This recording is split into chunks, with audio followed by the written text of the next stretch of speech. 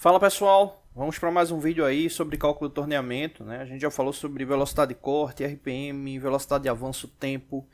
E aí uma pergunta bem interessante um aluno fez, né, essa semana que passou, né, sobre essa questão de profundidade de corte, né? Profundidade de corte, porque onde ele trabalha, né, estão lá os insertos, enfim, tal, e às vezes os insertos estão em caixas e acaba não tendo ali uma característica específica. Aí não tem jeito, tem que dar uma olhada lá no manual do fabricante, porque o manual do fabricante ele vai estar dando as indicações, né?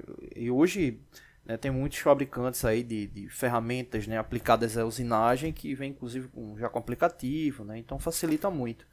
Né? Agora, um caso como esse, que você não tem, né, um valor ali específico, né, e você tem vários daqueles insertos, né, vale a pena testar. Né? Vale a pena testar.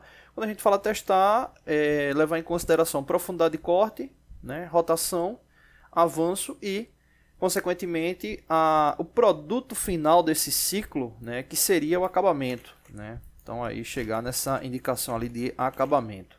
Então é importante fazer essa análise. Agora, quando você tem informação, fica muito mais tranquilo porque você tem a garantia ali do fabricante. E essa informação ela é justamente o AP, que é o que a gente vai estar falando hoje, que é profundidade de corte. Né? Profundidade de corte. Bom, nesse vídeo a gente vai falar sobre as características, né? E depois a gente faz o cálculo, porque o cálculo é bem simples. Né?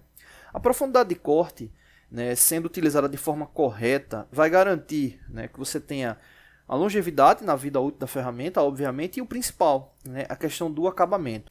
Inclusive, isso me faz lembrar uma outra pergunta, né, sobre os ciclos de usinagem. Né, os ciclos de usinagem. Os ciclos de usinagem, se a gente for dividir, né, ele normalmente está dividido em acabamento, né, até fazer o contrário, né, que é o correto, né, em desbaste e acabamento. Né, o ciclo de desbaste. Quando a gente fala de ciclo de desbaste, é relativo a toda a execução que vai ocorrendo ali durante a usinagem e a seleção de ferramentas. Seleção de ferramentas para desbaste e acabamento. Né? Para desbaste e acabamento. Tem todo ciclo, precisa ter desbaste e acabamento. Tem ciclo que vai ter ferramentas ali aplicadas só ao desbaste, né? Porque a superfície, né, a característica de rugosidade superficial, ela não vai ter tanta importância, o parâmetro dela é um parâmetro mais amplo, né? Então acaba permitindo uma rugosidade, um aspecto de rugosidade maior. E quando se tem a necessidade do acabamento, né, também tem peças que já vêm com uma boa estrutura, né, superficial, e aí você já pode ir direto para o ciclo de acabamento. Mas o normal é você ter o ciclo de desbaste e depois de acabamento. Normal, mas não necessário. Quando a gente fala dessa questão do ciclo de desbaste e acabamento, né, muita gente fica se perguntando, né, sobre a viabilidade, né, dessas ações. Né? Será que isso ocorre mesmo na prática? Ocorre ou não ocorre?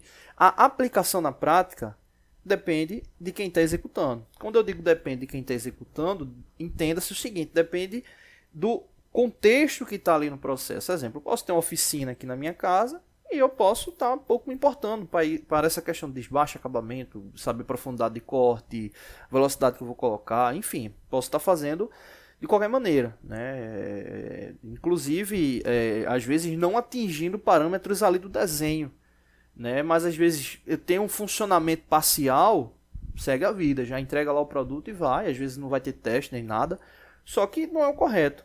Quando a gente passa para um ciclo de uma empresa que tem todo um fluxo produtivo, a empresa ela vai estar querendo produtividade e qualidade. Quando a gente fala de produtividade e qualidade, voltados ao ciclo da usinagem, a gente tem que entender que existe em ciclo, planejamento, seleção de ferramentas, instrumentos, enfim.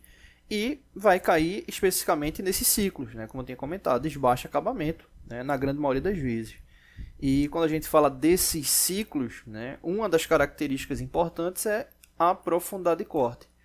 Ou seja, garantir a profundidade de corte correta é garantir a longevidade da ferramenta e garantir, consequentemente, a superfície, né, adequada à peça. Né? Além das tolerâncias dimensionais, né, que aí você pode também estar ampliando para tolerâncias geométricas, né, uma característica muito importante é a rugosidade, né, que aí no caso vai estar falando sobre a estrutura superficial, né? Rugosidade, né? Só reforçando, são imperfeições microgeométricas na superfície da peça, né? E aí você acaba tendo aí vários parâmetros referente à rugosidade, né? Inclusive no descritivo do vídeo, né, tem um link de um canal parceiro, Conhecimento 3.0, que tem vários vídeos aí falando sobre rugosidade. Bom, então é isso. A profundidade de corte ela está ligada a uma característica, um parâmetro que vai ser selecionado, né, para execução, mas esse é um parâmetro que o fabricante normalmente ele indica. Ele normalmente ele indica o quê? O AP máximo, né? Por exemplo, o AP máximo de 3 milímetros, ou seja, a profundidade de corte limite, 3 milímetros ali da ferramenta, tomando como base as características dela.